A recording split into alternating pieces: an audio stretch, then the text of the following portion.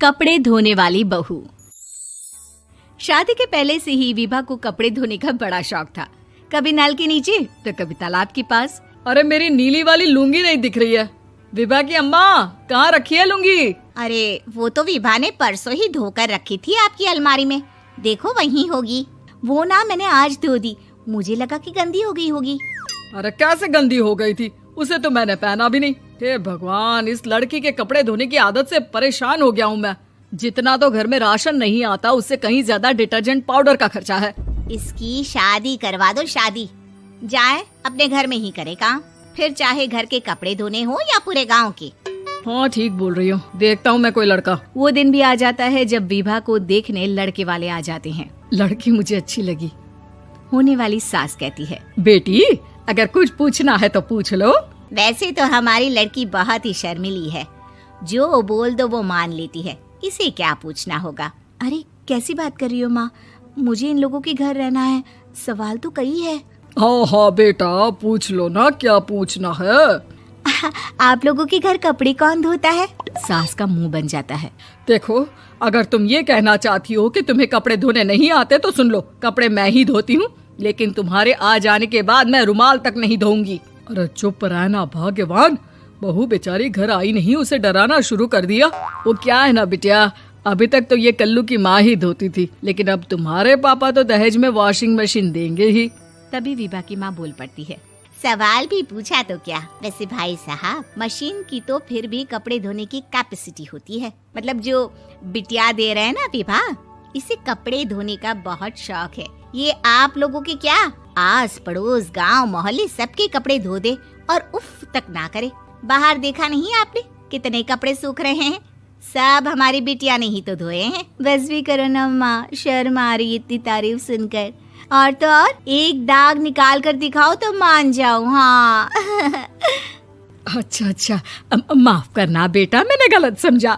हमें तो रिश्ता बहुत पसंद है। और ऐसे जुड़ जाता है रिश्ता कपड़े धोने का शौक रखने वाली विभा का। उसकी शादी हो जाती है कोयला फैक्ट्री में काम करने वाले कल्लू के साथ। शादी के बाद अचानक विभा चिल्लाती हुई सास के पास आती है। सासू माँ, अरे सासू माँ कहाँ है आप? ये तो धोखा है, धोखा दिया आप लोगों ने मुझे। इसे ससुर के चक्कर के बारे में पता चल गया। अरे तो उसमें तुझे क्यों धोखा मिला है? अरे नल में पानी नहीं आता, कपड़े कैसे कब धुलेंगे? अच्छा, तू पानी नहीं आ रहा उसकी बात कर रही है। तो आपने क्या सोचा? कुछ नहीं। अच्छा, तेरी माँ ने कहा था कि कपड़े धोने का शौक है तुझे, याद आया मुझे। शौक बोलकर कपड़े धोने वाले मेरे जुनून को कम ना आके सासू माँ, कपड़ा धोना मेरा गुरूर है। तभी पति भी वहाँ आ जाता है। अभी मैंने इसे सनी देओल की फिल्म दिखाई है, उसी के डायलॉग मार रही है माँ। अच्छा सुन, साफ बता रही हूँ, पानी सुबह 4 से 6 और शाम को 10 से 12 आता है, समझी? विभा टाइमिंग सुनकर हैरान हो जाती है। ये क्या भूतों का मोहल्ला है? सुबह 4 बजे उठकर कौन कपड़े धोता है? 4 बजे टंकी में पानी जाता है, फिर सारा दिन धोना ना, किसने मना किया?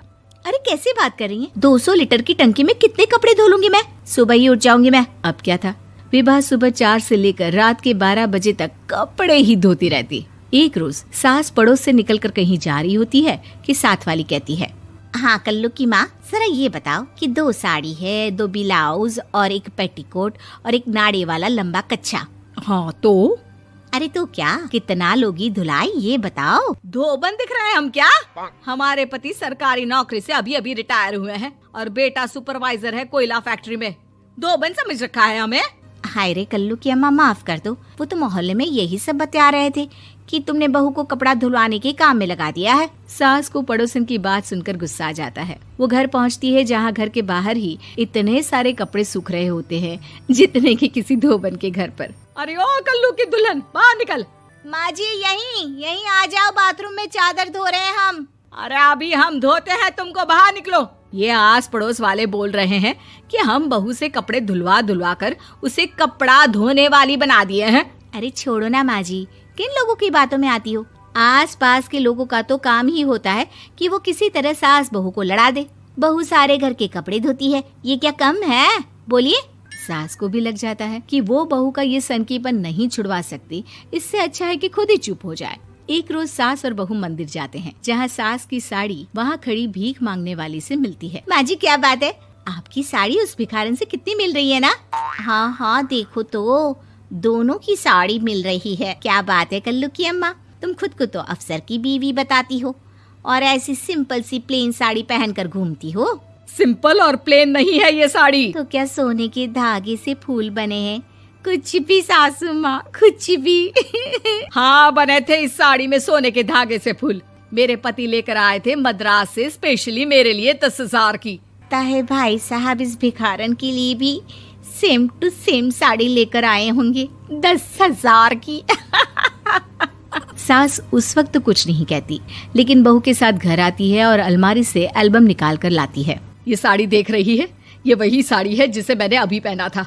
इस साड़ी में ये जो चमकदार फूल दिख रहे हैं ना, ये सोने के धागों से काढ़े गए हैं। लेकिन तू लोकल वॉशिंग मशीन ब्रश से घिस घिस कर सारे फूलों को निकाल कर साड़ी प्लेन कर दी। मुझे माफ कर दीजिए सासू माँ। और तो और, जब मैंने तुझे तेरी गलती के लिए कुछ नहीं कहा, लेकिन तूने तो सबके सामने मेरा मजाक ही बना दिया। क्यों? बहू को समझ में आ जाता है कि अब से उसका कपड़े धोना बंद।